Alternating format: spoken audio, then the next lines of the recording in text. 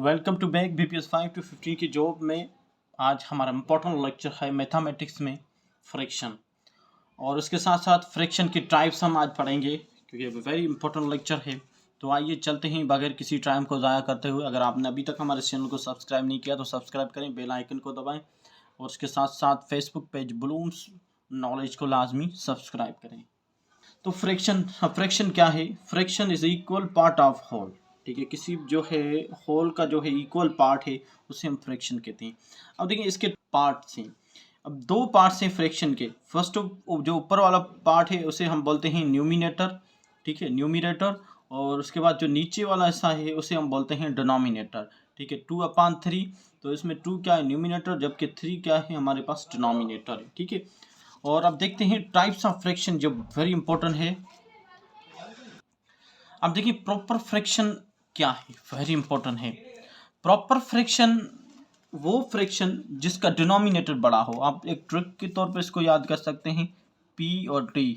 Proper fraction जिसका denominator बड़ा हो। किससे? देखें 2/6। अब डिनोमिनेटर जो है बड़ा है न्यूमिनेटर से। ठीक है, तो ये क्या है? Proper fraction. 3/10 ये क्या है हमारे पास? Proper fraction. ठीक है, अब उसके बाद इम्प्रॉपर फ्रैक्शन क्या है? अब देखिए इम्प्रॉपर फ्रैक्शन इसका अपोजिट है। वो इम्प्रॉपर फ्रैक्शन वो है जिसका जो है न्यूमिनेटर क्या हो? बड़ा हो। ठीक है, इम्प्रॉपर इन इम्प्रॉपर फ्रैक्शन जिसका न्यूमिनेटर बड़ा हो। किस तरीके से? 6/2। ठीक है, ये न्यूमिनेटर बड़ा इसका, और 10/3 न्यूमिनेटर बड़ा, तो इसे हम बोलते हैं इम्प्रॉपर फ्रैक्शन।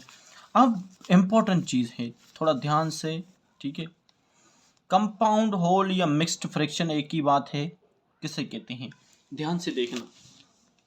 एक मैं क्वेश्चन आपसे करता हूँ, ठीक है, और इसके कमेंट में जवाब दीजिएगा फास्टेस्ट फिंगर के तौर पर। 3 होल 6/2। आपसे यही क्वेश्चन है कि ये फ्रैक्शन है या नहीं। इसमें यस या नो में जो है आप कमेंट्स करें। उसके बाद मैं आपको बताता हूँ कि है या नहीं। अब देखें ध्यान से, 3 होल 6/2 इसका कमेंट में जो है आंसर आप दे दें। अब मैं आपको बताता हूँ कि कंपाउंड या होल फ्रैक्शन क्या है। ठीक है, ध्यान से देखना, वेरी इंपॉर्टेंट है। अब कंपाउंड फ्रैक्शन होल प्लस में प्रॉपर फ्रैक्शन।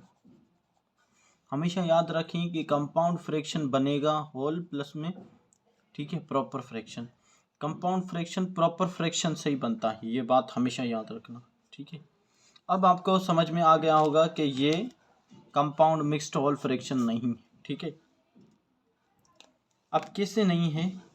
सिंपल सी बात कही है कि 3 होल प्रॉपर फ्रैक्शन का मतलब क्या होता है? डिनोमिनेटर बड़ा। ठीक है, 2/6। अब देखें डिनोमिनेटर बड़ा है तो इट्स मीन्स ये क्या है? Proper fraction, sorry compound fraction है। ठीक है, ये बात हमेशा याद रखनी। कंपाउंड फ्रैक्शन के साथ हमेशा प्रॉपर फ्रैक्शन होगा, बस यही बात है इंपॉर्टेंट, और कुछ भी नहीं। उसके बाद देखते हैं हम LCM। ठीक है, LCM HCF सीखते हैं हम। LCM और HCF। अब LCM और HCF क्या है? LCM कैसे निकालते हैं, HCF कैसे निकालते हैं, ये वेरी इंपॉर्टेंट है क्योंकि आगे जो है आपसे इनके क्वेश्चन आएंगे और आते भी हैं। ठीक है, अब हम सबसे पहले LCM देखते हैं, LCM की तरफ जाते हैं। हम निकालेंगे LCM किसका? 20, 30 और 21 का। इसका मेथड क्या हो, तरीका समझते हैं हम। ठीक है, इनका LCM निकालेंगे हम। First of all 20, 30, 21। सबसे पहले हम इनका LCM निकालते हैं। सबसे पहले आप LCM निकालने का प्रोसेस ये कि आप छोटी टेबल इस्तेमाल करें। सबसे पहले 2 की टेबल से स्टार्ट करें। अब देखें क्या 2 की टेबल्स 20 पर, 30 पर, 21 पर लग रही है? जी हाँ, बिल्कुल, ये डिवाइड कर रहा है इनको। तो 2 की टेबल 20 पर 10 टाइम, जबकि 30 पर कितनी मरतबा जाएगा? 15 टाइम, और 21 पर नहीं जा रहा तो इसको सेम टू सेम लिखिए। ठीक है, ये बात समझ में आ गई आपको। उसके बाद दोबारा देखिए क्या 2 की टेबल लग रही है? जी हाँ, बिल्कुल लग रही है। 10 पर 5 टाइम, और 15 पर नहीं लग रही, उसके साथ साथ 21 पर भी नहीं लग रही ये टेबल। उसके बाद दोबारा देखते हैं क्या 2 की टेबल लग रही है इस पर, इट्स मीन 2 इनको डिवाइड कर रहा है, नहीं। फिर 3 की देखते हैं, जी हाँ बिल्कुल 3 की टेबल 5 पर तो नहीं लग रही, मगर 15 पर 5 टाइम जा रही है, जबकि 21 पर 7 टाइम। उसके बाद दोबारा हम देखेंगे क्या 3 की टेबल लग रही है, नहीं लग रही तो छोड़ दें। 4 की, नो। 5 की, जी हाँ 5 की टेबल इस पर लग रही है तो लगाते हैं, 5 पर 1 टाइम, इस 5 पर 1 टाइम। 7 पर नहीं लग रही तो 7 को 7 ही रखेंगे। उसके बाद दोबारा चेक करते हैं कौन सी टेबल, 7 की अब टेबल लग रही है, डायरेक्ट 7 की टेबल लगा दें, ठीक है। तो ये हमारे पास इनके फैक्टर आ गए, ठीक है। अब जो आपकी टेबल्स लगी है उनको क्या करें, मल्टीप्लाई करें। मल्टीप्लाई करेंगे तो आपका आंसर आ जाएगा, आपका एलसीएम निकल जाएगा, ठीक है। अब कौन सी नंबर से, ये 2 को 2 से मल्टीप्लाई करें, 2 to the 4। उसके बाद 4 को 3 से मल्टीप्लाई करेंगे, 4 3 the 12। उसके बाद 12 को हम 5 से मल्टीप्लाई करेंगे, 12 5 the 60, ठीक है। उसके बाद 60 को हम 7 से मल्टीप्लाई करके देखेंगे कि हमारा आंसर क्या आता है, ठीक है। तो 0 और 6 7 the 42। तो इट्स मीन्स इसका जो एलसीएम आया हुआ है हमारे पास 20 और 30 का वो आया है 420। कहने का मतलब है 420 जो है एलसीएम निकला है किसका, इनका 20 30 और 21 का जो एलसीएम क्या निकला हमारे पास 420, ठीक है। अब उसके बाद हम 6 4 6 8 10 के हम एलसीएम निकालेंगे। सेम प्रोसेस, कोई जो है चेंजिंग, कोई प्रोसेस चेंज करने का, सेम टू सेम 4 6 8 10, वही तरीका। सबसे पहले छोटी टेबल 2 की टेबल लगाएं, अगर लग रही है तो, जी हाँ लग रही है तो लगाएंगे। 2 की टेबल 4 पर 2 टाइम, जबकि 6 पर 3 टाइम, और 8 पर 4 टाइम, और 10 पर 5 टाइम लग रही। ये बच्चों वाली चीज़ें हैं, वेरी इंपॉर्टेंट हैं, ठीक है। अगर आपको अभी तक समझ में नहीं आई तो आप समझ लीजिएगा। उसके बाद 2 की टेबल दोबारा देखते हैं, लग तो रही है, इस पर लग रही है 2 पर 1 टाइम, 3 पर नहीं लग रही, 4 पर 2 टाइम, और 5 पर नहीं लगी। दोबारा चेक करें क्या 4 की 2 की टेबल, जी हाँ बिल्कुल 1 पर तो ऐसे ही लग चुकी है, 3 पर नहीं लग रही, 2 पर 1 टाइम, जबकि 5 पर नहीं लग रही। उसके बाद देखेंगे कौन सी टेबल लग रही है, 3 की टेबल 1 टाइम 3 पर, ये 1, 5 पर नहीं लग रही, ठीक है।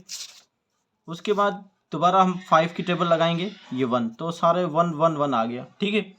अब जो नंबर हैं सेम टू सेम इनको मल्टीप्लाई करें, ठीक है। 2 to the 4, 4 to the 8, 8 3 the 24। अब 24 को 5 से मल्टीप्लाई करके देखें, ठीक है। इसको मल्टीप्लाई करें 5 से, आंसर क्या आएगा, 5 और द 20 0, और 2 पर 2 5 द 10। इट्स मीन्स जो इनका जो एलसीएम आया है वो कितना आया, 120, ठीक है। तो कहने का मकसद ये है कि हमारे पास जो 4 6 8 और 10 इनका एलसीएम कितना आया है, 120।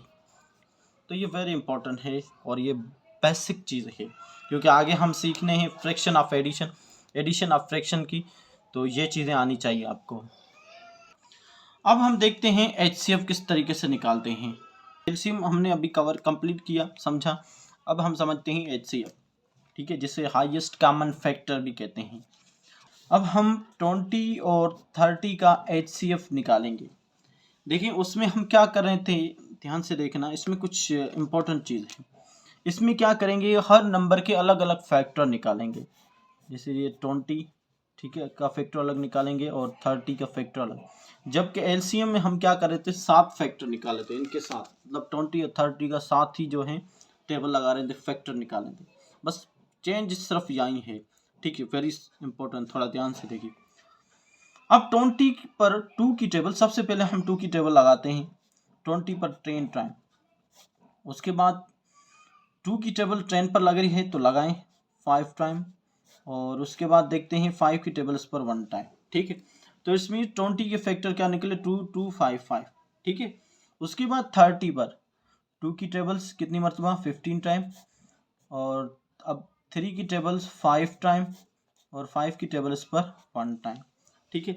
अब जो उनके फैक्टर हैं उनको नीचे लेके रखेंगे। अब 20 के फैक्टर क्या है हमारे पास, 2 मल्टीप्लाई बाय 2 मल्टीप्लाई बाय 5, ठीक है। और उसके बाद 30 के क्या है, 2 मल्टीप्लाई बाय 3 मल्टीप्लाई बाय 5, ठीक है। अब एलसीएम में क्या है, जो इन दोनों में कॉमन है उनको हम नीचे लेके आएंगे, ठीक है। उसका पहले पेयर बनाए, 2 एक ये है एक 2 ये, इनका पेयर बनाए, ठीक है।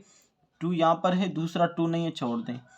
3 यहाँ पर है, ऊपर 3 नहीं है, छोड़ दें। जो कॉमन होनी चाहिए, 5 ऊपर भी है नीचे भी है, ठीक है। तो इट्स मीन्स ये एक पेयर बन गया, ठीक है। तो पेयर बन के गया है, उनको नीचे लेके आए एक को, ठीक है। इसका पेयर बन के एक 2 नीचे लेके आएंगे, एक पेयर बन गया इसका 5 का, 5 को नीचे लेके आएंगे। अब इनको मल्टीप्लाई करेंगे, 2 5 द 10, ठीक है। तो इनका जो एलसीएम जो निकला, सॉरी एचसीएफ निकला, कितना निकला, 10, ठीक है। इट्स मीन्स 20 और 30 का एचसीएफ क्या आया हमारे पास, 10। तो सिर्फ इतना ही फर्क है, ये वेरी इंपॉर्टेंट है, ठीक है। Thank you for watching. Next video आएगी हमारी डिविजिबिलिटी, जो वेरी इंपॉर्टेंट है, क्वेश्चन आते हैं।